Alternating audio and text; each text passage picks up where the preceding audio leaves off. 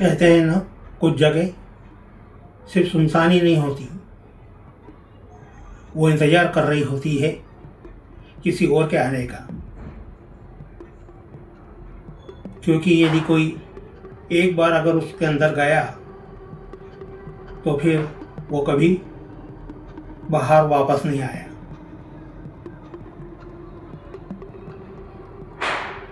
ये का हवेली भी अजीब बर्ताव कर रही थी।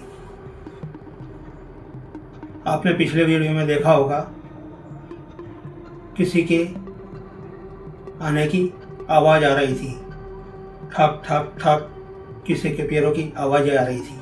उसके बाद में जो हुआ वो सुनकर आज भी रूह कांप जाती है।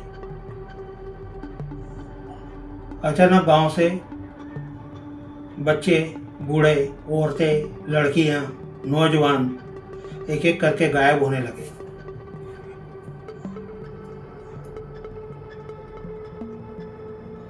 सुबह ही सुबह रोज की तरह लोग जब अपने घरों से काम के लिए निकलने का प्लान कर रहे थे, पर वो बहुत डरे हुए थे। उनके मन में एक अजीब ही बेचैनी उनके घर में घर बना चुकी थी। बहुत डिस्टर्ब थे। रोज की तरह कुछ महिलाएं कुएं पे पानी भरने के लिए निकली। वहाँ पे वो पानी भरी रही थी कि अचानक देखा उन्होंने दूर से एक गांव की एक महिला दौड़ते हुए आ रही थी, डरी हुई थी। वो उन लोगों से पूछती है, दूसरी महिलाओं से, कि और मुन्ना को देखा क्या? वो बोले, नहीं, हम यहाँ पे सुबह से हैं, यहाँ पे हमने किसी को भी नहीं देखा। फिर वो सभी मिलकर मुन्ना को ढूंढने के लिए निकल पड़ी। कहीं भी मुन्ना नहीं निकला, पर ढूंढते ढूंढते उन्हें पता चला कि मुन्ना ही नहीं, गांव के दूसरे लोग भी नहीं मिल रहे थे। देखा तो गांव के कम से कम 10 से 12 लोग गायब थे। खबर देखते ही देखते इस गांव से दूसरे गांव से तीसरे गांव, आसपास के सभी गांवों में फैल गई। लोग गायब हो रहे थे। तभी रामू दौड़ता हुआ बाबू के पास आता है और उसको इन हालात के बारे में बताता है। और वो फिर कहता है, मैंने तुम्हें बताया था ना कि वो हवेली ठीक नहीं है। बाबू मनी मन पछता रहा था। वो बोल रहा था, ये सब चीज़ें मेरे कारण ही हो रही है। यदि मैंने वो वीडियो नहीं डाला होता तो आज ये हालात नहीं। धीरे धीरे अंधेरा छाने लगता है। फिर रामू और बाबू दोनों हवेली की तरफ निकल पड़ते हैं, पर इस बार दोनों बहुत ज़्यादा डरे हुए थे। एक दूसरे से बात कर रहे थे कि अब पता नहीं अब क्या होगा।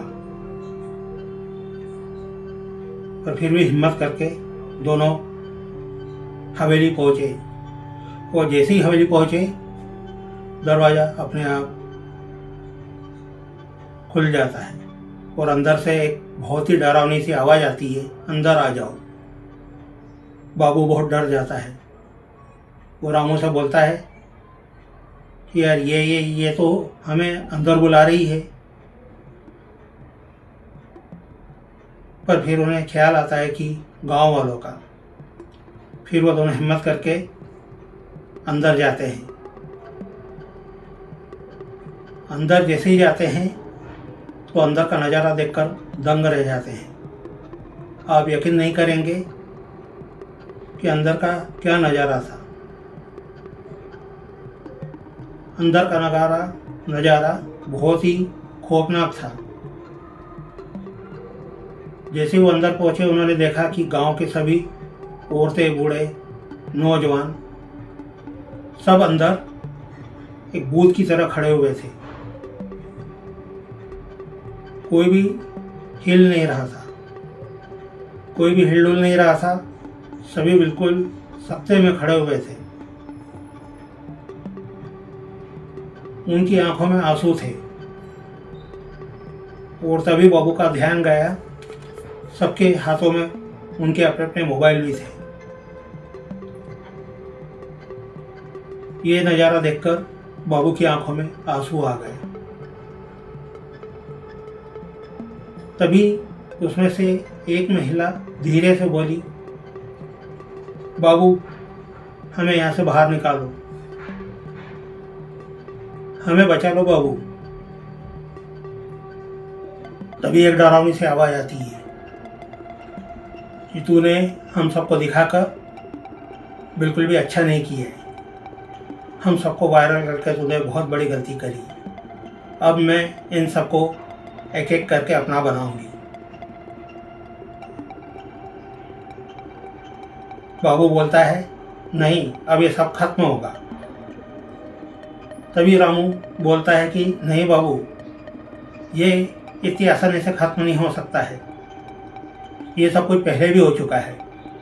यह सुनकर बाबू डर जाता है। वो बहुत जोर से डरा हुआ रहता है, उसका दिल धड़कने लगता है। तभी वो देखते हैं कि अचानक से पूरा माहौल बहुत ज़्यादा डरावना होता है। फर्श हिलने लगता है, पूरी हवेली जोर जोर से हिलने लगती है। और अचानक वो देखते हैं कि कुछ परछाइयों के काले हाथ उन दोनों को पकड़ने के लिए आगे बढ़ते हैं। तभी रामू जोर से चिल्लाता है कि बाबू भागो।